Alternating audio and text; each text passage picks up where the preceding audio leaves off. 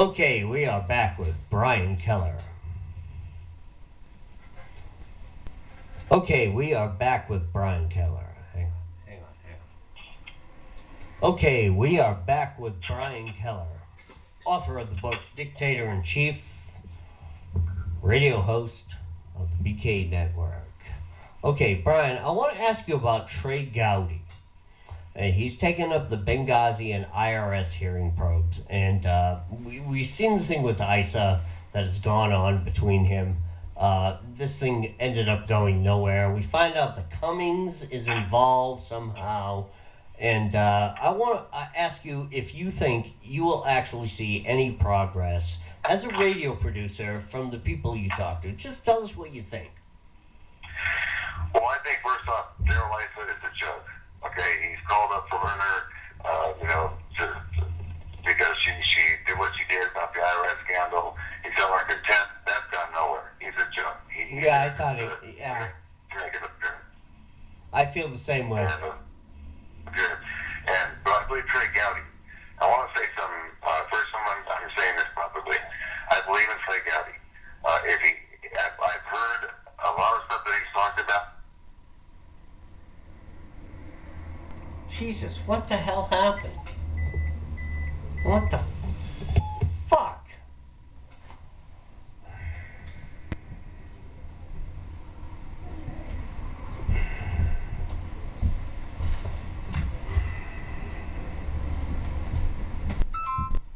No, it's done.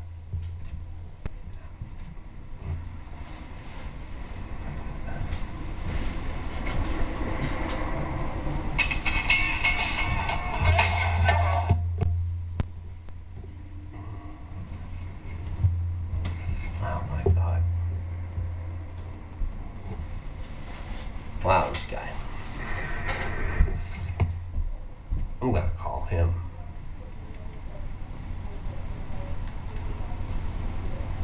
I'm gonna have to call him. It's funny. I've never done this, but I love live radio.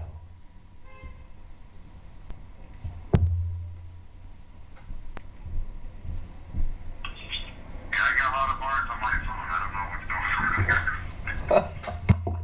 There you go. All right. There you go.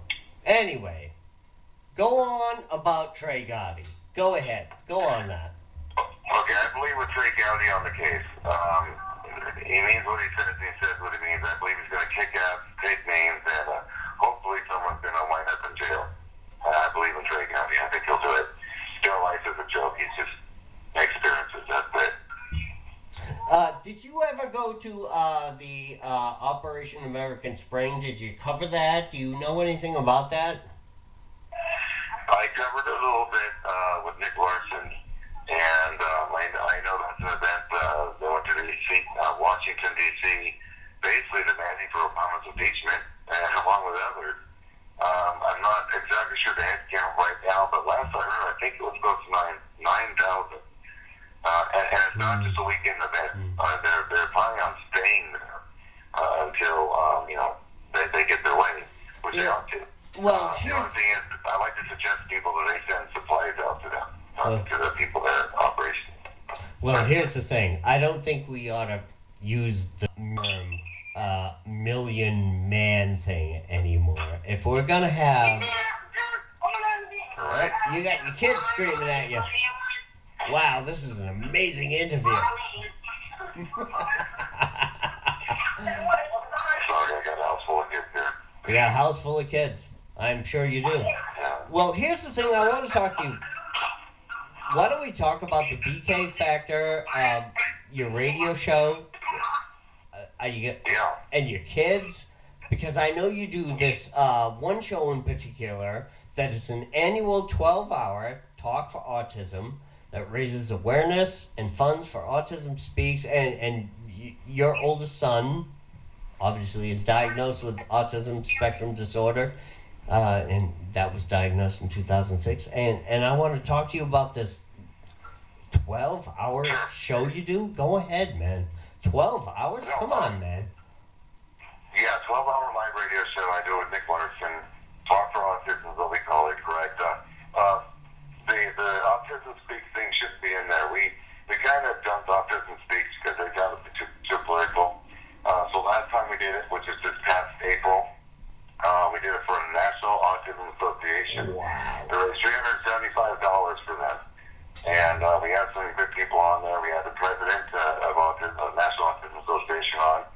And you know, a lot of great people on there, a country singer and a couple wrestlers and all that. We're also planning, the plan is right now, I'm going to say this for the first time publicly, exclusively on Chris's show, is that Nick and I are planning on taking Autism Speaks and turning it to a non-profit. Because we want to help a lot more people. And the idea is, I've read so many stories of special education teachers, you know, putting autistic children in like some type of a volleyball bag or something like that, a bag that holds a bunch of balls, or whatever else to them. And so our goal is to have schools built that are special education schools, the whole school, and have those schools have teachers in it that are nothing but special education teachers that know how to deal specifically with children with autism. So this kind of stuff doesn't happen anymore. You can hear your own kids yelling and screaming in the background. That's awesome. I love it. It's like, oh man. How old are your kids? Go ahead. Come on, talk to me, man. How old are your kids? Yeah, my oldest son, Brian, who has autism spectrum disorder, he just turned 10 this month, and his younger brother Tommy is 8.5. You have a house. Oh man, I know. I raised 3 kids, 2 boys, a girl. It is kids. It's nightmare scenario. What's broken now? Exactly. Exactly, man. Exactly. When I'm talking about the boy, yeah. And you know, I have 2 girls as well. One of them's in college, and you know, so you're a second father. You refathered. I refathered, yeah. Oh man. What the hell's the matter with you? So yeah, my oldest daughter's in college right now in Colorado, and you know, I'll say this: I witnessed this myself. Girls are much easier to raise than boys. That's for sure. No, you're retarded, man. No, I have a daughter. God love you, man. God bless you, man. Hey, let's move on in the show. Hey, it's the Meat and Potato Show. We just do what we want here.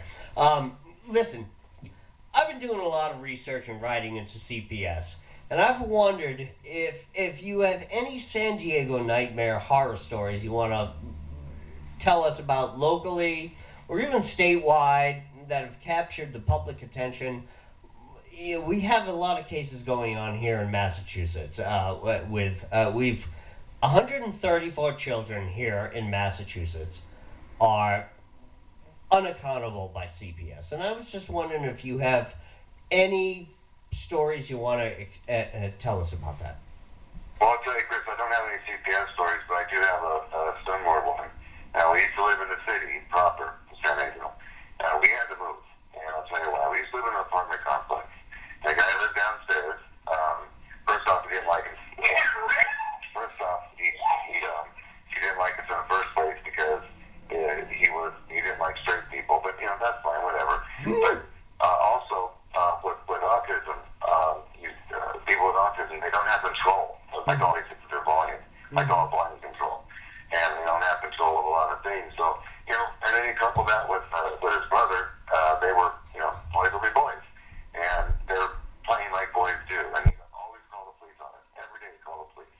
And it got to the point where, you know, after, you know, the 4th or 5th time he called, police officer went down and told him and said, look, unless those kids up there being murdered, don't call us anymore. But we got tired of it, man. So we left him. That's why we lived out in the rural part of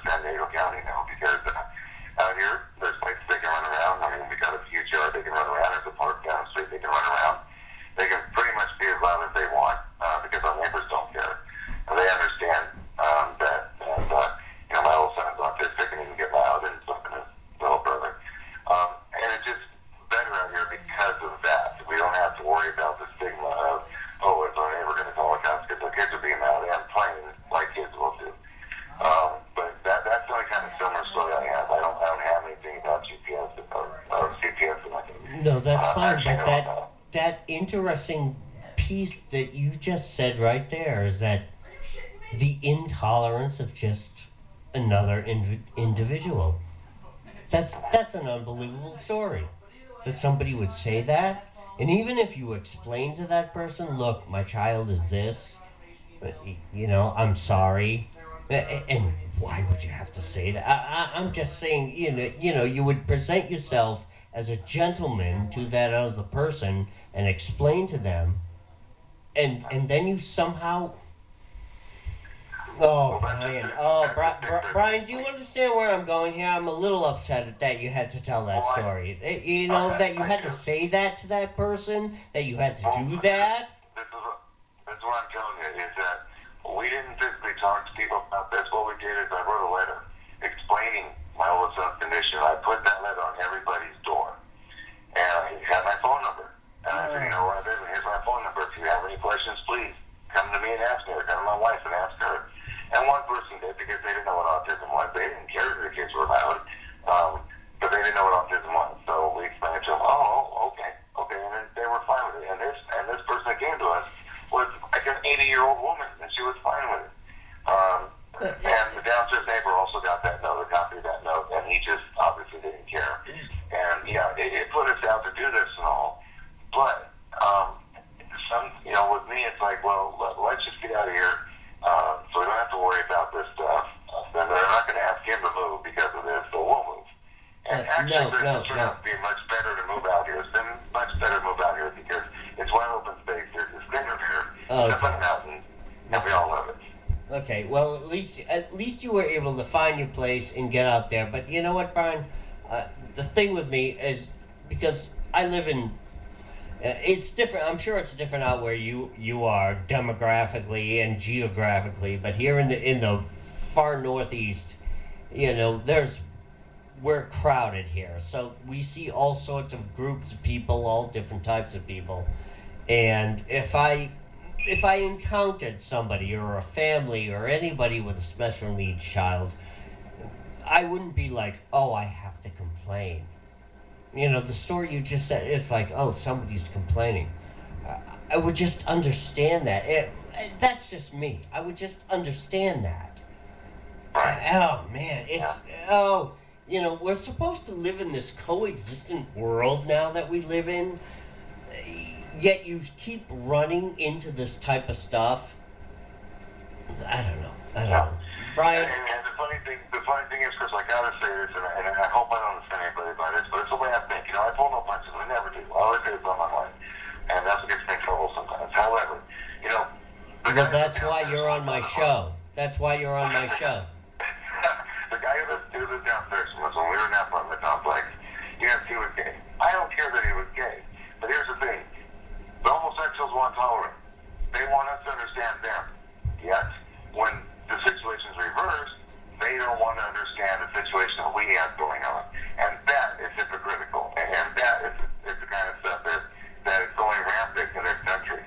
And that's eventually, probably, unless it changes, is part of the reason that this country's going downhill fast. You know what? I completely agree with you. We're giving all the rights to the special groups that are requiring them. Listen, I'm with a female partner. We've been together for 18 years. We're not married.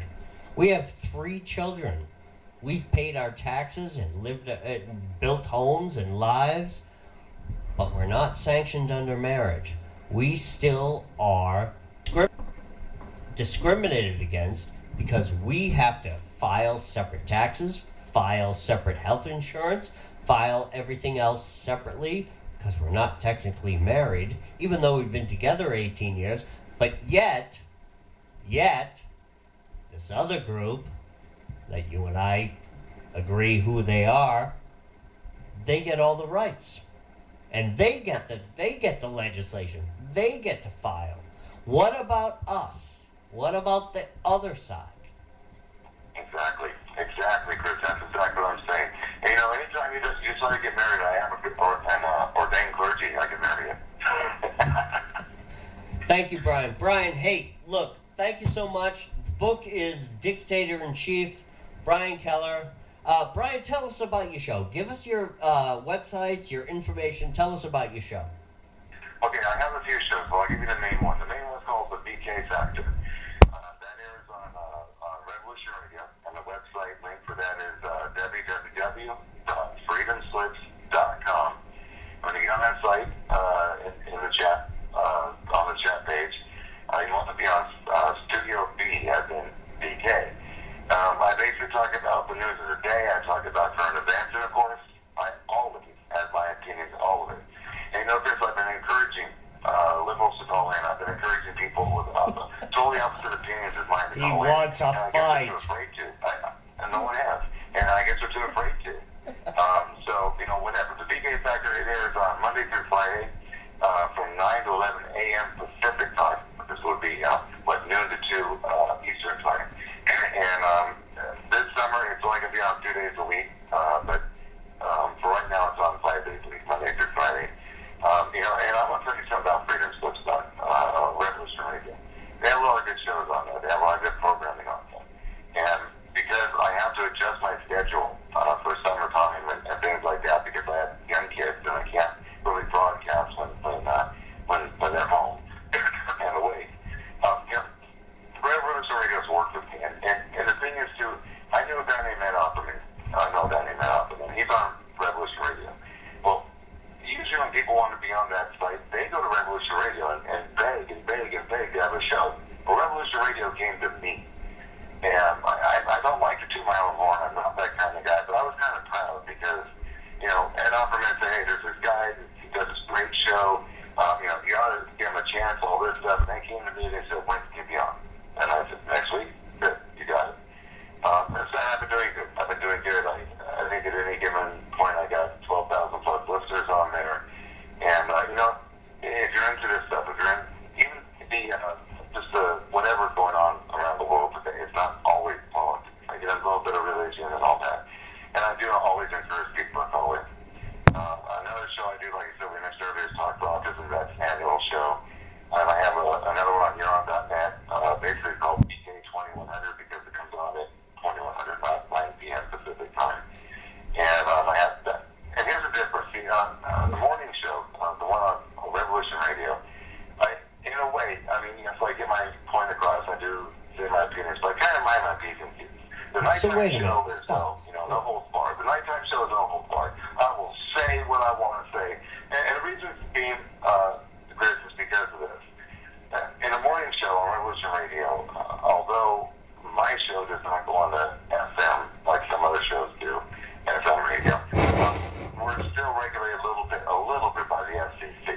But on Neuron.net, we're not. So it's no holds barred. I can do what I want. And I want to also say I'm proud because I think I'm on a domestic terrorist list. I was doing one of my shows one night, and the owner of the site came in the chair and said, hey, I got this IP address from Washington, D.C., and they're masking the address. They're trying to say they're from somewhere else, but I nailed them. They're listening from Washington, D.C. So maybe Obama was listening. I don't know.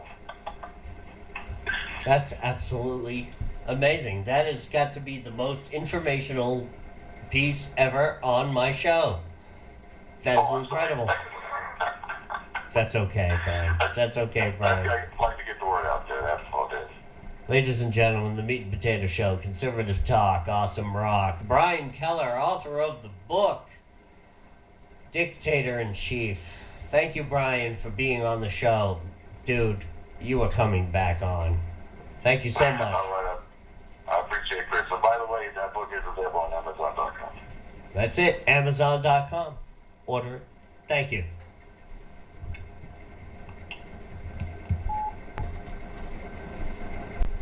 Wow. Was that guy something? Do you know I had to get really very concerned about bringing this guy on. But it was very good. It was very good. Author of the book, Dictator in Chief, Brian Kellar, from the BK Factor. On the Meat and Potato Show, conservative talk and awesome rock.